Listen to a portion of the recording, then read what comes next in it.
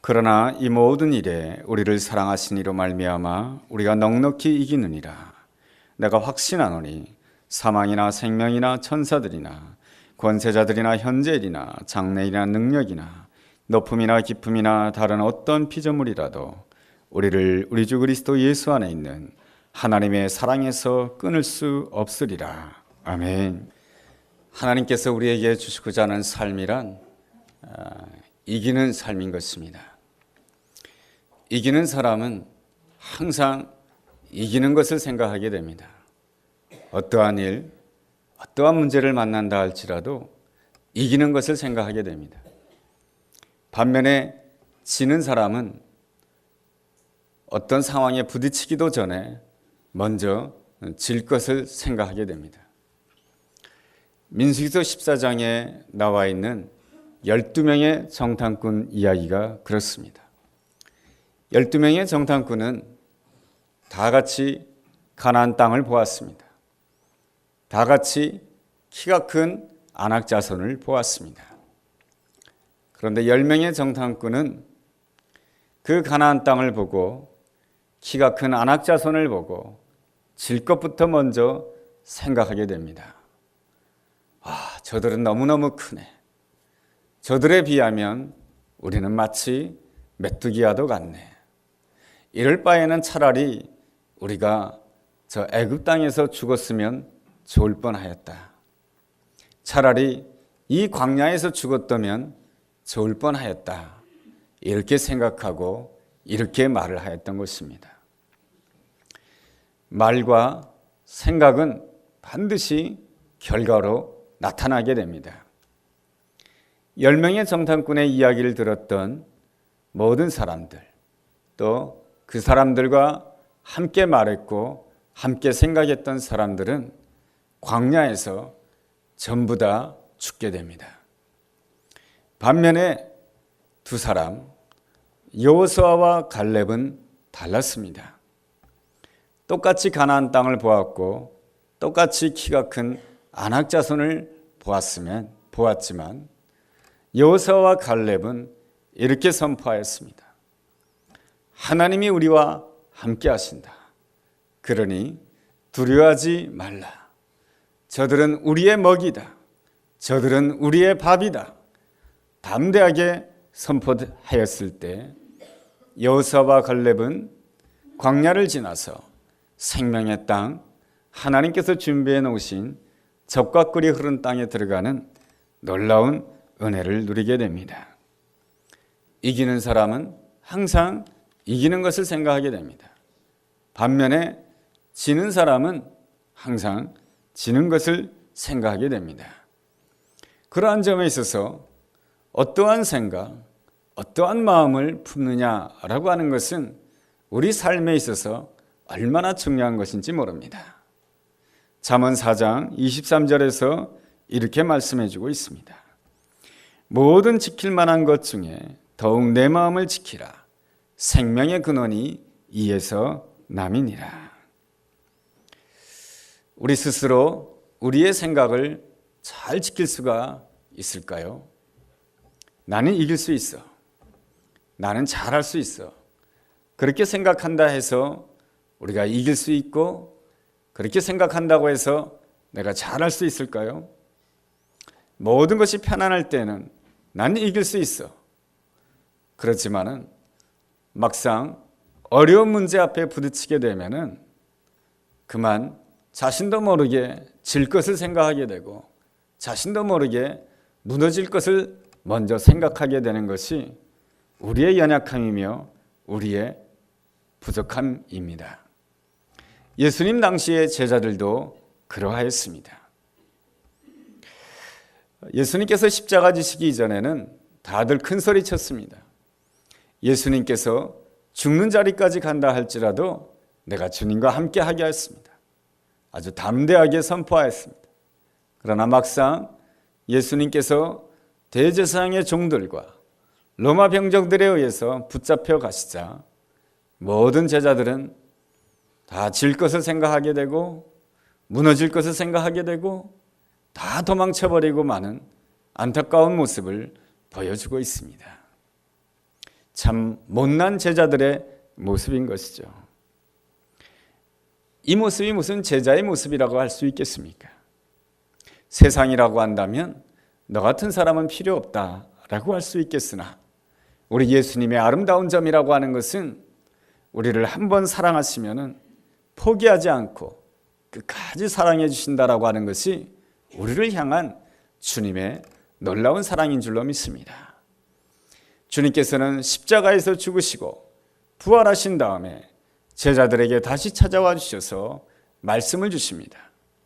주님이 주신 말씀이 무엇일까요? 예루살렘을 떠나지 말고 성령을 기다리라 라고 말씀해 주십니다.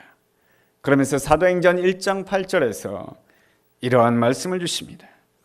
오직 성령이 너희에게 임하시면 너희가 권능을 받고 예루살렘과 온 유대와 사마리아와 땅끝까지 이르러 내 증인이 되리라 라고 이렇게 말씀해 주셨습니다. 성령님을 사모하고 온전히 성령님을 간절히 사모한다라고 한다면 하나님께서 그에게 권능을 주신다라고 말씀해 주고 있습니다. 이 권능이란 어떠한 권능을 말하는 것이겠습니까? 성령이 허락하시는 그 권능에는 성령의 은사도 있겠습니다. 그렇지만은 또 한 가지가 있는데 성령의 열매가 있습니다. 성령의 열매는 갈라디아서 5장 22절에 이렇게 나와 있습니다.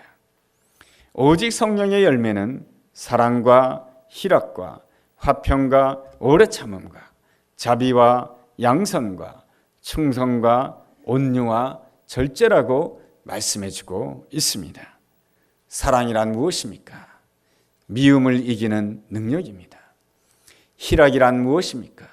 슬픔을 이기는 능력입니다. 화평이란 무엇입니까? 다툼을 이기는 능력입니다. 오래 참음이란 무엇입니까? 절망을 이기는 능력입니다. 이 성령의 열매들은 하나같이 다 세상을 이기는 능력을 말해주고 있습니다. 성경에 나와 있는 사람들을 보면 하나같이 다 성령의 사람들이었고 이기는 사람이었다라고 하는 것을 알 수가 있습니다. 아브라함이 그렇고 이삭이 그렇고 야곱이 그렇고 요셉이 그렇습니다. 아브라함은 어떻습니까? 본토 친척 아비집을 떠나 일생 동안 나그네로서 살았습니다. 자기가 태어난 곳을 떠나서 타지로 가서 이방 지역에 가서 산다라고 하는 것은 쉬운 일이 아닙니다. 그가 산 삶이라고 하는 것은 참으로 힘든 삶이었습니다. 또한 가정적으로도 쉽지 않은 일들이 많았던 것이죠. 뿐만 아니라 그는 하나님이 주신 그 약속을 기다리기까지 25년간을 기다려야 했습니다. 그렇지만 아브라함의 삶의 아름다운 점이라고 하는 것은 늘 이기는 삶이었던 것입니다. 어떻게 하나님의 사람들은 이길 수가 있었을까요? 오늘 성경 본문 로마서 8장 37절이 그 해답인 것입니다. 로마서 8장 37절은 우리에게 이렇게 말해주고 있습니다. 그러나 이 모든 일에 우리를 사랑하신 이로 말미암아 우리가 넉넉히 이기느니라. 우리가 이 세상을 넉넉히 이길 수 있는데 그렇게 이길 수 있는 것은 우리를 사랑하시는 하나님의 사랑 때문이다 라고 하는 것입니다. 우리를 사랑하시는 그 하나님의 사랑을 온전히 알아야 되는데 그 하나님의 사랑을 알기 위해서는 우리가 네 가지를 항상 생각하면서 하나님의 사랑을 기억할 수 있어야 되는 것입니다. 하나는 하나님께서 온 세상을 창조하셨다라고 하는 것입니다. 둘은 하나님께서는 우리를 구원해 주시기 위해서 자신의 아들 예수님을 십자가에 내어주셨다라고 하는 것입니다. 셋은 하나님께서 자기 아들을 죽음의 권세에서 부활 승리하게 하셨다라고 하는 것입니다. 넷은 하나님께서는 우리와 함께 해주시기를 원하신다라고 하는 것입니다. 그러한 점에 있어서 우리가 가져야 될 아름다운 신앙 네 가지는 이렇게 정리를 할 수가 있겠습니다. 창조주 신앙이요, 십자가 신앙이요, 부활 신앙이요, 임마누엘 신앙, 이렇게 네 가지 신앙을 온전히 가지게 되었을 때에 우리의 믿음의 집은 든든하게 서갈 수가 있는 것입니다. 우리가 하나님의 사랑을 기억한다라고 하는 것은 너무너무 중요한 것입니다. 우리가 기억해야 될 것이 무엇입니까? 첫째로 하나님께서 우리를 창조해 주셨다라고 하는 것입니다. 하나님께서 우리를 창조하셨다라고 하는 것은 무엇입니까? 우리는 피조물이다라고 하는 것입니다. 우리가 피조물이라고 하는 것은 무슨 뜻입니까? 나는 전능하지 않다라고 하는 것입니다. 나는 한계가 있는 존재라고 하는 것입니다. 나는 부족함이 있는 존재다라고 하는 것입니다. 우리가 삶의 여정을 걸어가면서 한계를 느낀다라고 하는 것은 가슴 아픈 일입니다. 물질이 필요한데 물질의 한계를 느낍니다. 건강이 필요한데 건강의 한계를 느낍니다. 부부간의 관계가 아름다워져야 되는데 관계의 한계를 느끼게 됩니다.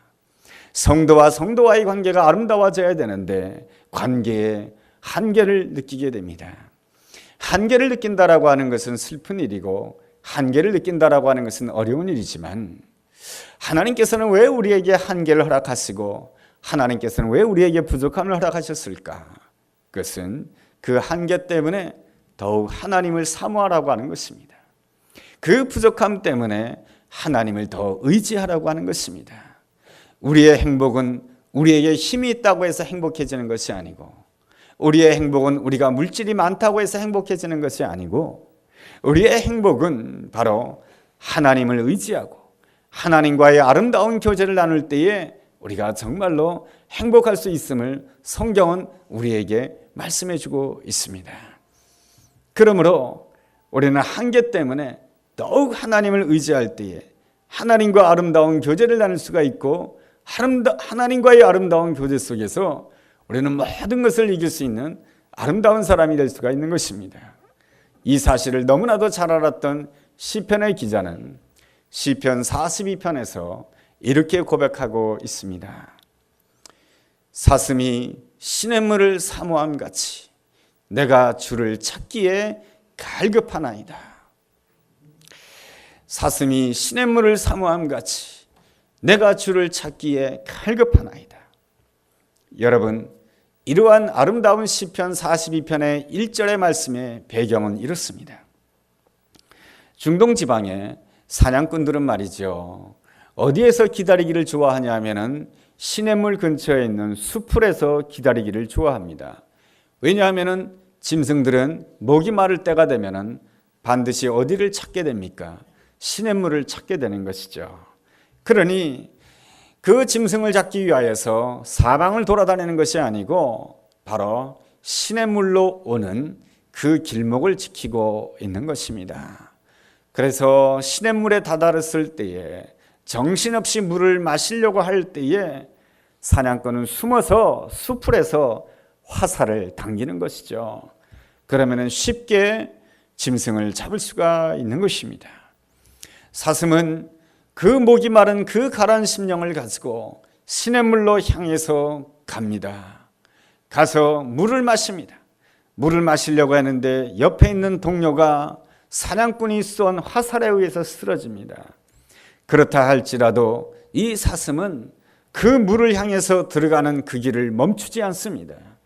계속해서 그 시냇물로 들어갑니다. 왜 시냇물로 들어가는 것입니까? 내가 이 물을 먹지 아니하면 죽기 때문에 그런 것입니다. 바로 시편의 기자는 우리가 하나님을 사모해야 되는데 사슴이 시냇물을 사모함같이 내 영혼이 주를 찾기에 갈급하나이다. 그 마음을 가지고 우리가 주님을 온전히 찾아야 된다라고 하는 것입니다. 여기에 생명이 있고 여기에 내 인생의 길이 있고 여기에 바로 내 인생의 진리가 있음을 성경은 우리에게 가르쳐주고 있는 것입니다. 다니엘이 그렇습니다. 다니엘서 6장 말씀을 읽어본다라고 한다면 다니엘을 시기하는 많은 사람들이 있었습니다. 그래서 다니엘을 시기하는 사람들은 이러한 왕의 조서를 만들게 하였습니다. 누구든지 한 달 동안 왕 이외에 다른 신에게 절을 하거나 다른 신에게 기도를 한다라고 한다면 그 사람으로 하여금 사자굴 속에 집어넣게 합시다. 그렇게 함으로 인해서 왕의 조서를 찍게 만들었습니다. 다니엘은 알았습니다. 앞으로 한 달 동안 내가 하나님을 향해서 기도한다라고 한다면 분명히 나는 사자굴 속에 들어간다라고 하는 것을 알았습니다. 이미 시냇물 근처에는, 이미 하나님이 파놓은 그 샘물 근처에는 사냥꾼이 화살을 당기고 있다라고 하는 것을 알았습니다. 그럼에도 불구하고 다니엘은 내가 사는 길은 오직 하나님을 향하여서 내가 하루에 3번씩 하나님 앞에 간절히 기도하며 성전을 향하여 하나님 앞에 기도하는 것이 내가 사는 길이며 내가 사는 생명이며 내가 사는 진리임을 온전히 확신하면서 그는 하루에 3번씩 하나님 앞에 무릎을 꿇고 기도를 하게 됩니다. 결국에는 다니엘은 붙잡혀서 사자굴 속에 들어가게 됩니다. 어떻게 되었습니까? 하나님께서는 사자의 입을 닫아주셨습니다. 사자의 굴에서 건져주셨습니다. 이것이 바로 하나님을 마치 사슴이 시냇물을 사모함같이 내 영혼이 주를 찾기에 갈급하나이다, 이 놀라운 고백으로 날마다 주님 앞으로 나아가는 자에게 베풀으시는 놀라운 하나님의 큰 사랑인 줄로 믿습니다. 이 놀라운 사랑을 믿고 이 놀라운 사랑을 누리는 자는 내 옆에 있는 사람을 향해서도 이렇게 할 수 있는 자가 되는 것이죠. 당신은 내 뼈 중에 뼈요 살 중에 살이다. 하나님의 그 사랑을 확신하는 자만이 내 옆에 있는 사람을 사랑할 수가 있게 되는 것입니다. 그런데 말이죠, 이것이 바로 태초의 인간 아담과 하와가 누렸던 은혜요 기쁨 아니겠습니까? 그런데 말이죠, 인간이 교만해지게 되면은 내가 먼저 판단하게 됩니다. 내가 먼저 결정하게 되는 것이죠. 여러분, 신앙이라고 하는 것은 무엇입니까? 기다리는 것입니다. 예수님이라면 어떻게 하셨을까? 내가 먼저 화를 내고 내가 먼저 결정하고 내가 먼저 정죄하는 것이 아니고 예수님이라면 어떻게 하셨을까? 그것을 생각하며 하나님을 기다리는 것이 신앙이요 하나님을 기다리는 것이 기도인 것입니다. 그러나 인간이 교만해지게 되면 내가 판단하고 내가 결정하고 내가 앞서게 되는 것입니다. 결국에는 그것이 바로 선악과를 따먹는 것이 되는 것이죠. 선악과를 먹는 그 순간 어떻게 되는 것입니까? 이 모든 것이 다 너 때문이다라는 것입니다. 하와 때문이며 이 모든 것이 다 뱀 때문이며 이 모든 것이 다 너 때문이라고 하는 것입니다. 한때는 내 뼈 중에 뼈요 살 중에 살이라고 하는 아름다운 관계였으나 선악과를 먹은 이후의 인간의 모습이라고 하는 것은 서로 미워하고 서로를 향해서 화를 내고 그러므로 인해서 기쁨을 잃어버리고 에덴 동산을 잃어버리게 되는 안타까운 인간의 현실인 것입니다. 여기에 대해서 세상은 포기하지만 우리를 선택하신 하나님은 포기하지 아니하십니다. 포기하지 아니하시는 그 하나님께서는 자신의 사랑아들 예수 그리스도를 우리를 위하여 십자가에 내어주셨습니다. 둘째로 하나님은 우리를 사랑하시사 자기 아들을 십자가에 내어주셨고 뿐만 아니라 죽은 그 아들을 3일 만에 부활시켜 주셨습니다. 죽음에서 이기게 하셨습니다. 그렇게 함으로 인해서 우리에게 어떠한 소망을 주시는가? 이기게 하는 소망을 주신 것입니다. 하나님의 그 놀라운 사랑을 가르치실 뿐만 아니라 그 어떠한 문제도 이길 수 있다라고 하는 놀라운 소망을 주시는 분이 바로 우리가 섬기는 하나님의 큰 사랑이요 예수님의 놀라운 은혜인 줄로 믿습니다. 이러한 놀라운 사랑과 능력을 베풀어 주시면서 주님께서는 우리에게 늘 물으십니다. 네가 이겼느냐? 네가 이 세상을 이겼느냐? 주님께서는 우리를 향해서 세상에서 성공하라고 말씀하시지 않습니다. 주님께서는 우리를 향해서 뭐라고 말씀해 주시냐면 네가 이 세상을 이겼느냐라고 하는 것이 바로 주님이 우리에게 물으시는 질문인 것입니다. 이 질문은 요한계시록 2장과 3장에 나와 있는 소아시아 7교회에게 보내는 편지 가운데도 잘 나타나고 있는 것을 보게 됩니다. 7교회를 향하여서 예수님은 교회마다마다에 네가 이겼느냐라고 물으십니다. 요한계시록 2장 7절에 보면은 에베소 교회를 향하여서 네가 이겼느냐? 이기는 자에게는 내가 하나님의 낙원에 있는 생명나무의 열매를 너에게 주겠다라고 약속해 주고 있습니다. 요한계시록 2장 11절에서는 서머나 교회를 향하여서 이기는 자에게는 둘째 사망의 해를 받지 않을 것이다 라고 약속해 주고 있습니다. 요한계시록 2장 17절에서는 버가모 교회를 향하여서 이기는 자에게는 내가 너에게 감추었던 만나를 줄 것이며 내가 너에게 은혜의 특권인 흰돌을 주겠다라고 말씀해 주고 있습니다. 요한계시록 2장 26절에서는 두아디라 교회를 향해서 이기는 자에게서는 세상 만국을 다스리는 권세를 주시겠다라고 약속해 주고 있습니다. 요한계시록 3장 5절에서는 사대교회를 향해서 이기는 자에게는 흰옷을 입힐 것이며 그 이름을 생명책에 기록해 놓을 것이며 그 이름을 생명책에서 영원토록 지우지 않겠다라고 약속해 주고 있습니다. 요한계시록 3장 12절에서는 빌라델비아 교회를 향하여서 이기는 자는 바로 하나님의 성전의 기둥이 되게 해주겠다고 약속해 주고 있습니다. 요한계시록 3장 21절에서는 라오디게아 교회를 향하여서 이기는 자는 주님과 함께 영원토록 보좌에 함께 해주시겠다라고 약속해 주고 있습니다. 주님께서는 오늘 우리에게 물으십니다. 네가 이겼느냐? 세상을 이겼느냐? 라고 말이죠. 우리는 이길 수가 없습니다. 우리를 위해서 십자가 지신 그 예수님의 사랑과 우리를 위해서 부활하신 그 놀라운 주님을 생각할 때만이 우리는 이길 수가 있는 것입니다. 그러기에 우리는 항상 예수님을 생각해야 되는 것입니다. 예수님을 생각하면 이길 수가 있습니다. 예수님 때문에 슬픔을 이길 수가 있고요. 예수님 때문에 미움을 이길 수가 있고요. 예수님 때문에 분노를 이길 수가 있고요. 예수님 때문에 고난을 이길 수가 있고요.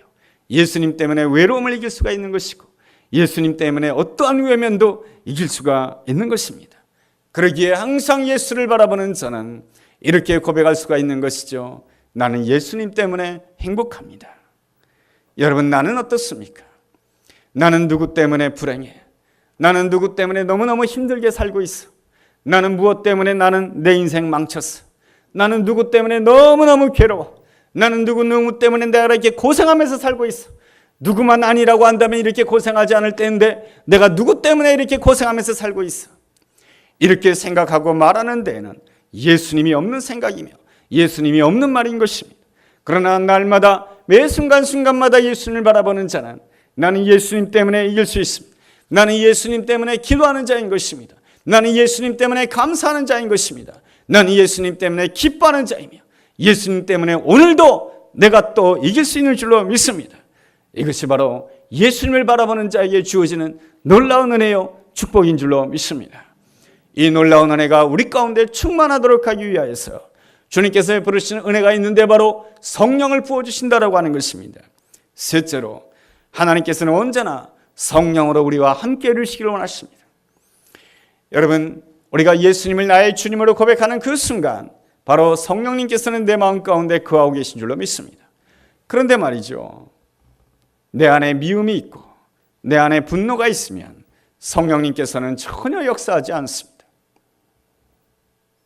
내 안에 하나님의 사랑이 가득해야 되는 것입니다. 십자가를 바라보면서 하나님의 사랑을 생각하며 예수 그리스도의 부활을 생각하며 소망을 생각할 때에 성령님께서 내 안에 역사하시게 되는 것이죠. 성령님께서 역사하시게 된다라고 한다면 우리에게는 놀라운 은혜의 역사가 있게 되는 것이죠. 성령님께서 역사하도록 하기 위해서는 어떻게 해야 되겠습니까? 우리가 늘 기억해야 되는 것입니다. 하나님의 사랑을 기억해야 되는 것입니다. 요즘 나오는 드라마 가운데 기억이라고 하는 드라마가 있습니다. 잠시 봤는데 말이죠, 주인공이 나이가 그렇게 많지 않은데 알츠하이머라고 하는 병에 걸렸습니다. 이 알츠하이머라고 하는 이 질병에 걸리게 되면 뇌세포에 문제가 생겨서 뇌세포에 문제가 생김으로 인해서 기억을 상실한다라고 하는 것입니다. 이 기억을 상실한다라고 하는 것은 무서운 일입니다. 사랑하는 사람과 아름다운 추억이 있지 않습니까? 사랑하는 사람들과 아름다운 기억이 있기 때문에 사랑하는 사람을 만나게 되면 저절로 미소가 나오게 되고 사랑하는 사람을 만나게 되면 기뻐하게 되는 것이 우리의 인생사 아니겠습니까? 그런데 사랑하는 사람과의 그 기억이 상실된다라고 한다면 사랑하는 사람을 만난다 할지라도 내가 무덤덤해지게 되는 것이죠. 왜냐하면 기억이 없기 때문에 그러한 것입니다. 여러분, 우리가 하나님의 사랑을 잊어버린다라고 한다면, 하나님의 사랑에 대한 기억을 상실한다라고 한다면, 하나님께서는 우리를 사랑해 주셔서 가장 사랑하는 예수 그리스도를 십자가에 내어주셨는데 그 사랑을 잊어버린다라고 한다면 십자가를 바라보면서도 마음이 무덤덤하고 주님 앞에 나오면서도 마음에 아무런 감동이 없다라고 한다면 나 또한 신앙적으로 알츠하이머에 걸린 존재가 아니겠습니까? 여러분, 내 안에 회복이 되어야 되는 것입니다. 하나님의 사랑에 대한 놀라운 회복 말이죠. 우리가 모든 것이 편안할 때는 내가 하나님을 사랑하는 것 같습니다. 그러나 내가 힘들고 어려움이 올 때에 하나님은 도대체 어디 계시는 것입니까? 원망하고 불평하는 것이 우리의 연약한 모습이며 기억을 상실한 우리의 못난 모습 아니겠습니까? 독일의 나치 치하 때에 마르틴 니뮬러라고 하는 목사님이 계셨습니다. 그 니뮬러라고 하는 목사님은 나치 치하를 반대하였습니다. 히틀러를 반대하였습니다. 그러는 바람에 이 독방에 감옥에 들어가게 되고 독방에 갇히게 됩니다. 근데 독방에는 창문 하나가 있는데 그 창문 하나를 통해서 밖을 볼 수가 있는데 그 밖은 어떠한 세상이냐면 교수대가 보이는 세상이었던 것입니다. 그래서 이 니뮬러 목사님이 아침에 일어나서 그 밖으로 내다보면은 자연스럽게 보게 되는 것이 교수 현장이었던 것입니다. 매일같이 교수 현장을 보게 되니까 목사님은 자신도 모르게 이런 생각을 하게 됩니다. 아, 이제 나도 저 교수대에 끌려가서 저 사람들과 똑같이 내가 죽게 되겠구나. 사람들이 죽는 모습을 바라보면서 잠을 자도 교수대에 끌려가는 것을 꿈을 꾸게 되고 눈을 떠도 봐도 교수대에서 사람이 죽는 것을 보게 됩니다. 이것이 사람이 사는 것이 아니죠. 이것이 바로 독일 나치 시대 때에 고문하는 한 가지 방법이었다라고 하는 것입니다. 그래서 그 독방에 갇히게 되면은 사람이 빼짝 마르게 된다라고 하는 것입니다. 왜냐하면은 매일 교수대를 보고 매일 죽는 것을 보니까 말이죠. 사람의 몸이 빼짝 말라서 죽게 된다라고 하는 것입니다. 매일 그것을 보았을 때 늘 두려운 꿈에 시달리고 너무너무 힘이 들었습니다. 그러던 어느 날 예수님을 생각하기 시작하였습니다. 내가 예수 믿는 사람 아닌가? 예수님께서 나를 위하여 십자가 지시지 않으셨는가? 예수님께서 십자가 지실 때 어떻게 죽으셨는가? 가만히 생각해 보니까 예수님께서는 십자가에 죽으실 때 자신을 십자가에 못 박는 사람들을 향하여서 용서를 선포하시고 그들을 위해서 기도하셨다라고 하는 그 사실을 기억하게 됩니다. 그래서 자신도 이렇게 하나님 앞에 기도를 드렸습니다.